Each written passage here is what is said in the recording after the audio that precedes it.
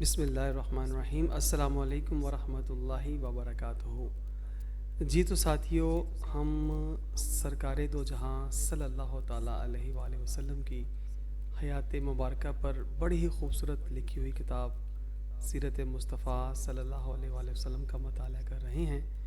تو ہم نے 273 صفحے تک جو ہے نا وہ ہم لوگوں نے پڑھ لیا تھا۔ تو آج ہم اس سے آگے انشاءاللہ تعالیٰ سننے کی، اور اللہ تعالیٰ آپ کو سننے کی توفیق عطا فرمائے، اور اللہ تعالیٰ مجھے ٹھیک پڑھنے کی سعادت نصیب فرمائے۔ تو آئیے 273 صفحے سے شروع کرتے ہیں، اور آقا کریم صلی اللہ علیہ وآلہ وسلم کی جو حیات طیبہ پر لکھی ہوئی یہ خوبصورت کتاب ہے، اس کو ہم لوگ پڑھتے ہیں، اور اللہ تعالیٰ ہمیں اس کی برکتیں عطا فرمائے۔ تو صحابہ رضی اللہ تعالیٰ عنہم کا جوش اور جان نثاری۔ جب حضور اکرم صلی اللہ علیہ وآلہ وسلم زخمی ہو گئے تو چاروں طرف سے کفار نے آپ پر تیر تلوار کا وار شروع کر دیا، اور کفار کا یہ بے پناہ ہجوم آپ کے ہر طرف سے حملات کرنے لگا۔ جب آپ کفار کے نغمے میں محصور ہونے لگے، یہ منظر دیکھ کر جان نثار صحابہ رضی اللہ تعالیٰ عنہم کا جوش جان نثاری سے خون کھولنے لگا، اور وہ اپنا سر ہتھیلی پر رکھ کر آپ کو بچانے کے لیے اس جنگ کی آگ میں کود پڑے اور آپ کے گرد ایک حلقہ بنا لیا۔ حضرت ابو دجانہ رضی اللہ تعالیٰ عنہ جھک کر آپ کے لیے ڈھال بن گئے، اور چاروں طرف سے جو تلواریں برس رہی تھیں ان کو وہ اپنی پشت پر لیتے رہے، اور آپ تک کسی تلوار یا نیزے کی مار کو پہنچنے ہی نہیں دیتے تھے۔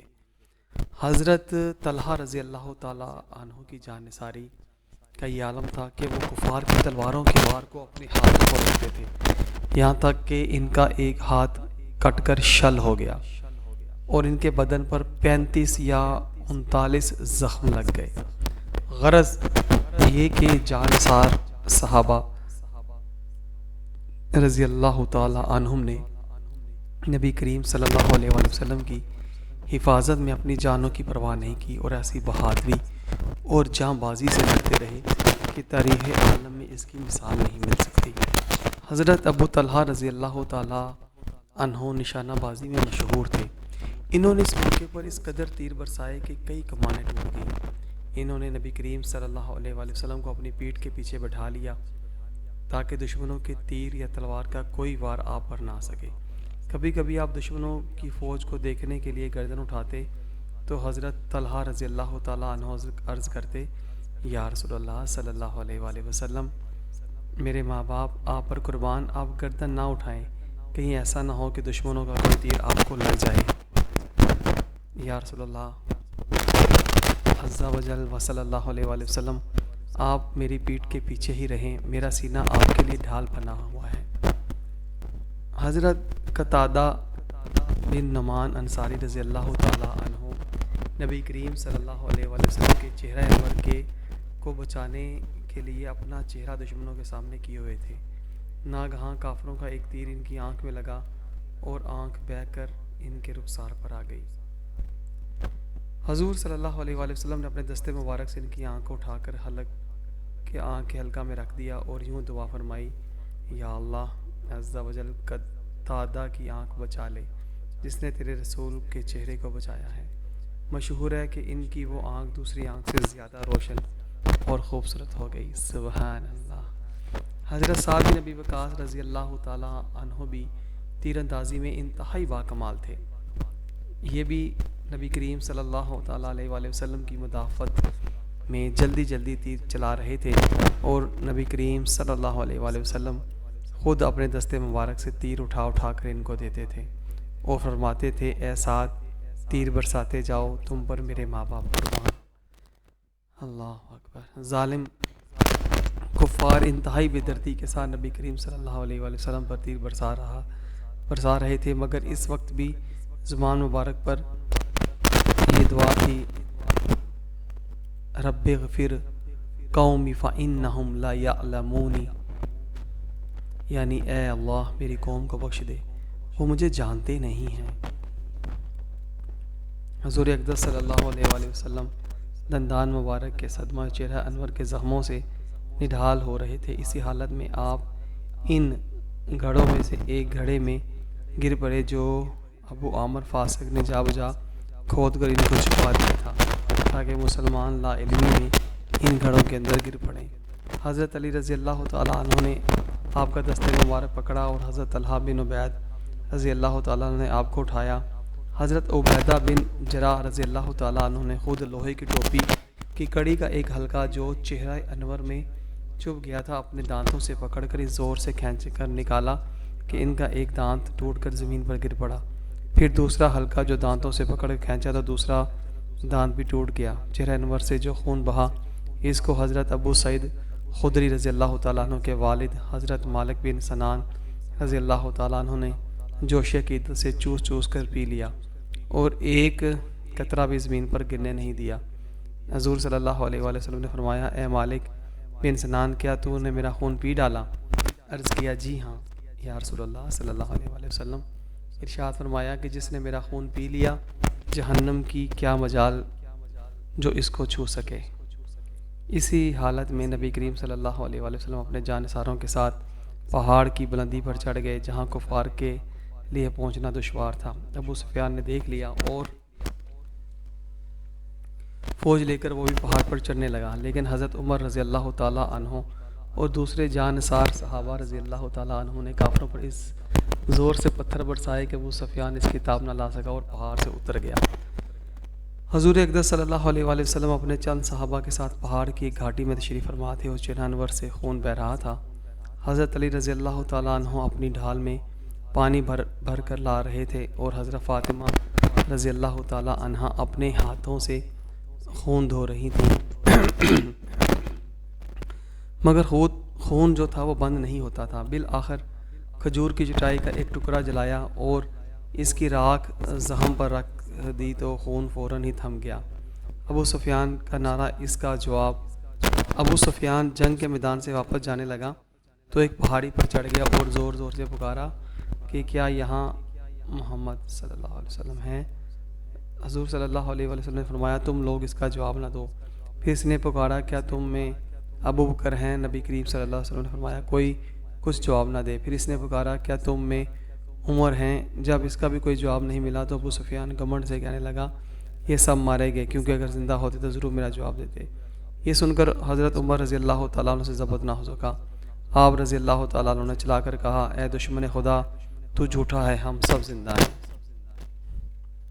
ابو سفیان نے اپنی فتح کے گھمنڈ میں یہ نعرہ مارا کہ اے حبل تو سر بلند ہو جا، اے حبل تو سر بلند ہو جا۔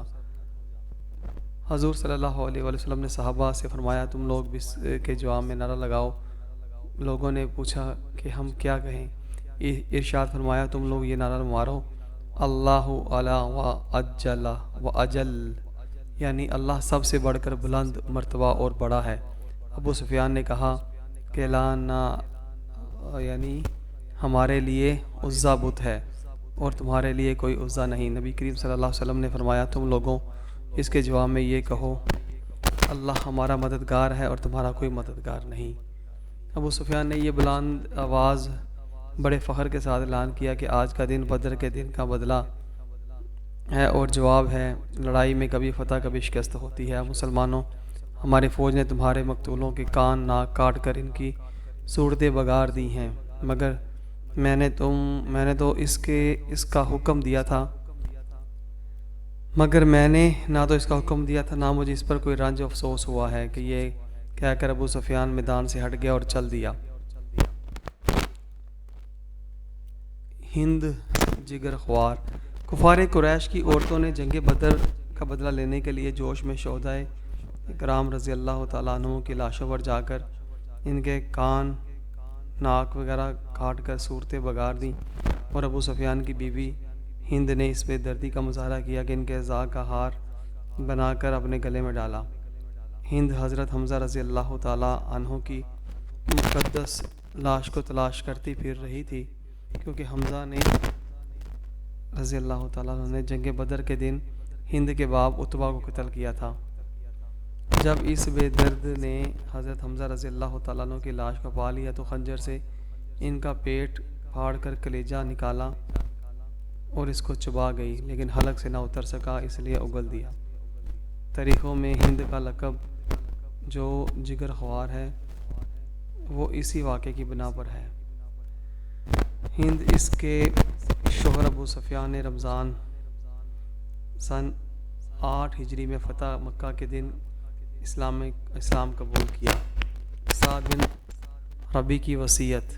حضرت زید بن ثابت رضی اللہ تعالیٰ عنہ کا بیان ہے کہ میں نے نبی کریم صلی اللہ علیہ وآلہ وسلم کے حکم سے حضرت سعد بن ربی رضی اللہ تعالیٰ عنہ کی لاش کی تلاش میں نکلا تو میں نے ان کو سکرات کے عالم میں پایا۔ انہوں نے مجھ سے کہا کہ تم رسول اللہ صلی اللہ علیہ وآلہ وسلم سے میرا سلام عرض کر دینا اور اپنی قوم کو بعد میں سلام میرا یہ پیغام سنا دینا کہ جب تک تم میں سے ایک آدمی زندہ ہے، اگر رسول اللہ صلی اللہ علیہ وآلہ وسلم تک کفار پہنچ گئے تو خدا کے دربار میں تمہارا کوئی عذر قبول نہ ہوگا۔ یہ کہا اور ان کی روح پرواز کر گئی۔ جنگ احد میں مردوں کی طرح عورتوں نے بھی بہت ہی مجاہدانہ جذبات کے ساتھ لڑائی میں حصہ لیا۔ حضرت بی بی عائشہ اور حضرت بی بی ام سلیم رضی اللہ تعالیٰ عنہ کے بارے میں حضرت انس رضی اللہ تعالیٰ عنہ کا بیان ہے کہ یہ دونوں پائنچے چڑھائے ہوئے مشک پانی میں بھر بھر کر لاتی تھیں اور مجاہدین خصوصاً زخمیوں کو پانی پلاتی تھیں۔ اس طرح حضرت ابو سعید خدری رضی اللہ تعالیٰ عنہ کی والدہ حضرت بی بی ام سلید رضی اللہ تعالیٰ عنہ بھی برابر پانی کے مشک بھر کر لاتی تھیں اور مجاہدین کو پانی پلاتی تھیں۔ اچھا، یہاں پر ایک بات جو نا وہ میں تھوڑی سی ساتھیوں کے گوش گزار کرنا چاہتا ہوں کہ یہ اکثر نا یہ جو نیچری طبقہ ہے، جو بددین طبقہ ہے، وہ اس کی مثال دیتا ہے کہ آج کل عورتیں بہنوں کو مطلب جانا چاہیے باہر، ہسپتالوں میں کام سیکھنا چاہیے، پڑھنا چاہیے، اسکول، یہ وہ پتہ نہیں کہاں کہاں سے یہ باتیں نکال کے نا اس کے ساتھ جوڑتے ہیں اس مطلب واقعے کے ساتھ کہ جنگ احد میں عورتوں نے صحابیات نے مرہم پٹیاں کیں اور مطلب پانی پلایا اور اس طرح سارا معاملہ۔ تو پہلی بات تو یہ ہے کہ یہ باتیں سمجھنے کے بہت ضروری ہیں تاکہ جو نیچری طبقہ ہے، بددین طبقہ ہے، ان کے اس دھوکے اور فریب سے بچا جا سکے۔ پہلی بات تو یہ کہ اس وقت پردے کے احکام نازل نہیں ہوئے تھے۔ پہلی بات یہ ذہن نشین کر لی جائے کہ اس وقت پردے کے احکامات نازل نہیں ہوئے تھے۔ اور دوسری بات یہ کہ صحابیات نے اس جنگ میں جن جن کو بھی پانی پلایا یا زخمیوں کو پٹی کی وہ ان کے اپنے محرم تھے سارے، کسی کے باپ تھے، کسی کے بھائی تھے، کسی کے شوہر تھے، کسی کے بیٹے تھے، تو یہ معاملات تھے۔ مگر یہ جو نیچری طبقہ ہے، کافروں کے جو دل دادا ہیں، چاہنے والے ہیں ان کے، تو وہ یہاں پر جوڑتے ہیں، یعنی کہ آج جس دور میں ہم رہ رہے ہیں حالت امن میں حالت جہاد کے ساتھ جوڑ رہے ہیں آج کے اس، یعنی کہ عورتوں کو گھروں سے نکالنے کا جو آج یہ بہانہ بناتے ہیں، وہ ایک تو پردے کی آیتیں نہیں اتری تھیں، پردہ فرض نہیں ہوا تھا اور احکامات نہیں اترے تھے، اور دوسرا کہ وہ مطلب میدان جہاد میں تھیں اور اپنے محرم جو تھے ان کو وہ مرہم پٹیاں انہوں نے فرمائی۔ اور آج جو حالت امن میں رہ کے تو یہ کافروں کی تعلیم کے لیے، عورتوں کو باہر نکالنے کے لیے یہ والے واقعات جو ہے نا یہ قوم کو اور لوگوں کو سے سنا کر گمراہ کرتے ہیں۔ تو آگے چلتے ہیں جی۔ حضرت ام عمارہ کی جان نثاری۔ حضرت بی بی ام عمارہ جن کا نام نصیبہ ہے، جنگ احد میں اپنے شوہر حضرت زید بن عاصم اور 2 فرزند حضرت عمارہ اور حضرت عبداللہ رضی اللہ تعالیٰ عنہ کو ساتھ لے کر آئی تھیں۔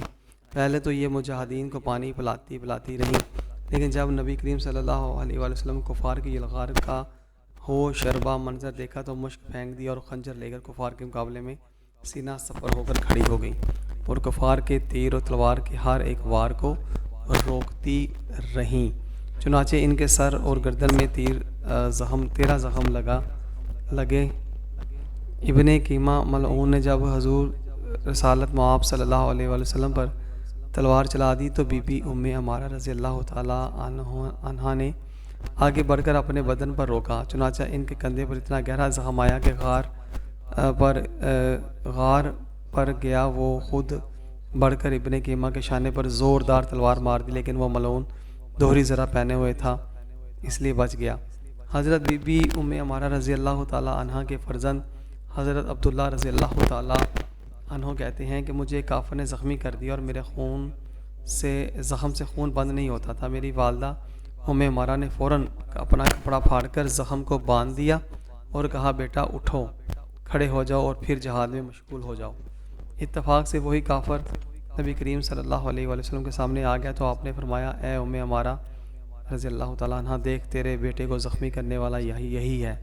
یہ سنتے ہی حضرت بی بی ام عمارہ نے جھپٹ کر اس کافر کی ٹانگ پر تلوار کا ایسا وار بھرپور کیا کہ وہ کافر گر پڑا اور پھر چل نہ سکا، بلکہ سرین کے بل گھسیٹتا ہوا بھاگا۔ یہ منظر دیکھ کر نبی کریم صلی اللہ علیہ وآلہ وسلم ہنس پڑے اور فرمایا اے ام عمارہ رضی اللہ تعالیٰ عنہ، تو خدا کا شکر ادا کر کہ اس نے تجھ کو اتنی طاقت اور ہمت عطا فرمائی کہ تو نے خدا کی راہ میں جہاد کیا۔ حضرت بی بی ام عمارہ نے عرض کیا یا رسول اللہ صلی اللہ علیہ وسلم، دعا فرمائیے کہ ہم لوگوں کو جنت میں آپ کی خدمت گزاری کا شرف حاصل ہو جائے۔ اس وقت آپ نے ان کے لیے اور ان کے شوہر اور ان کے بیٹوں کے لیے اس طرح دعا فرمائی اللہم اجعلہم رفقائی فی الجنت، یا اللہ عز و جل ان سب کو جنت میں میرا رفیق بنا دے۔ حضرت بی بی ام عمارہ رضی اللہ تعالیٰ عنہ زندگی بھر اعلانیہ یہ کہتی رہیں کہ رسول اللہ صلی اللہ علیہ وآلہ وسلم کہ اس دعا کے بعد دنیا میں بڑی سے بڑی مصیبت بھی مجھ پر آ جائے تو مجھے اس کی کوئی پرواہ نہیں۔ حضرت صفیہ کا حوصلہ۔ حضرت حضور صلی اللہ علیہ وآلہ وسلم کی پھوپھی حضرت بی بی صفیہ رضی اللہ تعالیٰ عنہ اپنے بھائی حضرت حمزہ رضی اللہ تعالیٰ عنہ کی لاش پر آئیں تو آپ نے ان کے بیٹے حضرت زبیر رضی اللہ تعالیٰ عنہ کو حکم دیا کہ میری پھوپھی کو بھی اپنے بھائی کی لاش نہ دیکھنے پائیں۔ حضرت بی بی صفیہ رضی اللہ تعالیٰ عنہ نے کہا مجھے اپنے بھائی کے بارے میں سب کچھ معلوم ہو چکا ہے، لیکن میں اس کو اللہ تعالیٰ کی راہ میں کوئی بڑی قربانی نہیں سمجھتی۔ پھر نبی کریم صلی اللہ علیہ وسلم کی اجازت سے لاش کے پاس گئیں اور یہ منظر دیکھ کر پیارے بھائی کے کان، ناک، آنکھ اور سب کچھ کٹے پٹے، شکم چاک، جگر چبا ہوا پڑا ہے، یہ دیکھ کر اس شیر دل خاتون نے انا للہ و انا الیہ راجعون کے سوا کچھ بھی نہ کہا۔ پھر ان کی مغفرت کی دعا ہوئی اور چلی آئیں۔ اللہ اکبر۔ ایک انصاری عورت جس کا شوہر، باپ، بھائی ابھی اسی جنگ میں شہید ہو چکے تھے، تینوں کی شہادت کی خبریں باری لوگوں نے اسے دیں، مگر وہ یہی بار پوچھتی رہیں یہ بتاؤ کہ میرے کریم آقا صلی اللہ علیہ وآلہ وسلم کیسے ہیں؟ جب لوگوں نے اس کو بتایا کہ الحمدللہ وہ صحیح ہیں، زندہ سلامت ہیں، تو بے اختیار ان کی زبان سے یہ شعر نکل پڑا، تسلی ہے بے پناہ کساں زندہ سلامت ہے، کوئی پرواہ نہیں سارا جہاں زندہ سلامت ہے۔ اللہ اکبر۔ اس شیر دل خاتون عورت کے صبر اور اصرار کا کیا کہنا۔ شوہر، باپ، بھائی اور تینوں کے قتل سے دل پر صدمات کے تین پہاڑ گر پڑے، مگر پھر بھی زبان حال اس کا یہی نعرہ ہے کہ میں بھی اور باپ بھی، شوہر بھی، برادر بھی فدا، اے شہیدین تیرے ہوتے ہوئے کیا چیز ہیں ہم۔ شہدائے کرام رضی اللہ تعالیٰ عنہ۔ اس جنگ میں 70 صحابہ رضی اللہ تعالیٰ عنہم نے جامع شہادت نوش فرمایا، جس پر 4 مہاجر اور 66 انصار تھے۔ 30 کی تعداد میں کفار بھی نہایت ذلت کے ساتھ قتل ہوئے، مگر مسلمانوں کی مفلسی کا یہ عالم تھا کہ ان شہدائے کرام رضی اللہ تعالیٰ عنہ کے کفن کے لیے کپڑا بھی نہیں تھا۔ حضرت مصعب بن عمیر رضی اللہ تعالیٰ عنہ کا یہ حال تھا کہ بوقت شہادت ان کے بدن پر صرف ایک اتنی بڑی کملی تھی کہ ان کی لاش کو قبر میں لٹانے کے بعد اگر ان کا سر ڈھانپا جاتا تو پاؤں کھل جاتے تھے، اور اگر پاؤں چھپایا جاتا تو سر کھل جاتا تھا۔ بالآخر سر چھپا دیا گیا اور پاؤں پر ازغر گھاس ڈال دی گئی۔ شہدائے کرام خون میں لتھڑے ہوئے 2 شہید ایک قبر میں دفن کیے گئے۔ جس کو قرآن زیادہ یاد ہوتا اس کو آگے رکھتے۔ اللہ اکبر۔ انا للہ و انا الیہ راجعون۔ قبور شہادت کی زیارت۔ نبی کریم صلی اللہ علیہ وآلہ وسلم احد کے قبروں کی زیارت کے لیے تشریف لے جاتے تھے، اور آپ کے بعد حضرت ابوبکر صدیق اور حضرت عمر فاروق رضی اللہ تعالیٰ عنہما کا بھی یہی عمل رہا۔ ایک مرتبہ نبی کریم صلی اللہ علیہ وآلہ وسلم شہدائے احد کی قبروں میں تشریف لے گئے تو ارشاد فرمایا، یا اللہ تیرا رسول گواہ ہے کہ اس جماعت نے تیری رضا کی طلب میں جان دی ہے۔ پھر یہ بھی ارشاد فرمایا، قیامت تک جو مسلمان بھی ان شہیدوں کی قبروں پر زیارت کے لیے آئے گا اور ان کو سلام کرے گا تو یہ شہداء کرام رضی اللہ تعالیٰ عنہم ان کے سلام کا جواب دیں گے۔ چنانچہ حضرت فاطمہ خزائیہ رضی اللہ تعالیٰ عنہا کا بیان ہے کہ میں ایک دن احد کے میدان سے گزر رہی تھی، حضرت حمزہ رضی اللہ تعالیٰ عنہ کی قبر پاس پہنچ کر میں نے عرض کیا، السلام علیکم یا ام رسول اللہ، اے رسول اللہ صلی اللہ علیہ وسلم کہ چچا آپ پر سلام ہو، تو میرے کان میں یہ آواز آئی کہ وعلیکم السلام ورحمۃ اللہ وبرکاتہ۔ حیات شہداء۔ 46 برس کے بعد شہداء احد کی قبریں کھل گئیں تو ان کے کفن سلامت، بدن تر و تازہ تھے، اور تمام اہل مدینہ دوسرے لوگوں نے دیکھا کہ شہداء کرام اپنے زخموں پر ہاتھ رکھے ہوئے ہیں، اور جب زخم سے ہاتھ اٹھایا تو تازہ خون نکل کر بہنے لگا۔ کعب بن اشرف کا قتل۔ یہودیوں میں کعب بن اشرف بہت ہی دولت مند تھے۔ یہودی علماء اور یہود کے مذہبی پیشواؤں کو اپنے خزانہ سے تنخواہ دیتا تھا۔ دولت کے ساتھ شاعری میں بھی بہت باکمال تھا، جس کی وجہ سے نہ صرف یہودیوں بلکہ تمام قبائل عرب پر اس کا ایک خاص اثر تھا۔ اس کو حضور صلی اللہ علیہ وآلہ وسلم سے سخت عداوت تھی۔ جنگ بدر میں مسلمانوں کی فتح اور سرداران قریش کے قتل ہو جانے سے اس کو انتہائی رنج و صدمہ ہوا، چنانچہ یہ قریش کی تعزیت کے لیے مکہ گیا، اور کفار قریش کا جو بدر میں مقتول ہوئے تھے ایسا پر درد مرثیہ لکھا کہ جس کو سن کر سامعین کے مجمع میں ماتم بپا ہو جاتا تھا۔ اس مرثیہ کا یہ شخص قریش کو سنا کر خود بھی زار روتا تھا اور سامعین کو بھی رلاتا تھا، مگر مکہ میں ابو سفیان سے ملا اور اس کو مسلمانوں سے جنگ بدر کا بدلہ لینے پر ابھارا، لیکن ابو سفیان کو لے کر حرم میں آیا اور کفار مکہ کے ساتھ خود بھی کعبہ کا غلاف پکڑ کر عہد کیا کہ مسلمانوں سے بدر کا ضرور انتقام لیں گے۔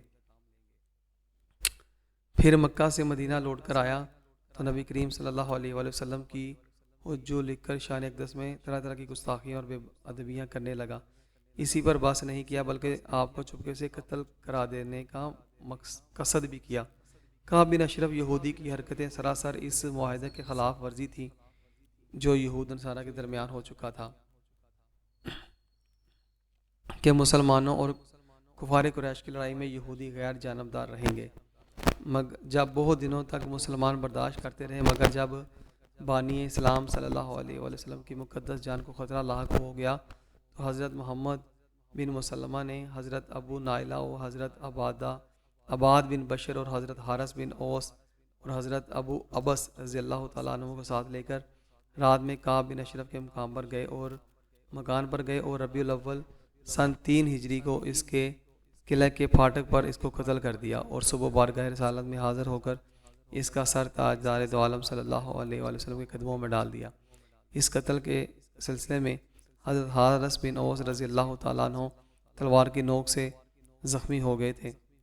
محمد بن مسلمہ وغیرہ ان کو کندھوں پر اٹھا کر بارگاہ رسالت میں لائے اور آپ نے اپنا لعاب دہن ان کے زخم پر لگا دیا تو اسی وقت شفا مل گئی۔ جی تو ساتھیو، آج ہم نے یہاں تک آقا دو جہاں صلی اللہ علیہ وآلہ وسلم کی سیرت طیبہ کا مطالعہ کر لیا۔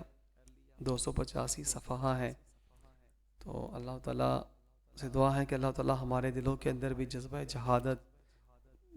جہاد اور شہادت، اللہ تعالیٰ جذبہ شہادت ہمیں بھی عطا فرمائے، اور ہم بھی جذبہ جہاد کے ساتھ اپنے آقا دو جہاں صلی اللہ علیہ وسلم کے دین حق کے لیے قربان ہوں، اور رب تعالیٰ ہمیں کوئی حاکم اسلام عطا فرمائے جو کہ عین اسلام کے مطابق تمام جو امور ہیں ان کو سر انجام دے، اور کفار کے لیے جہاد کا لشکر جب تیار ہو تو ہم بھی اس میں شامل ہوں۔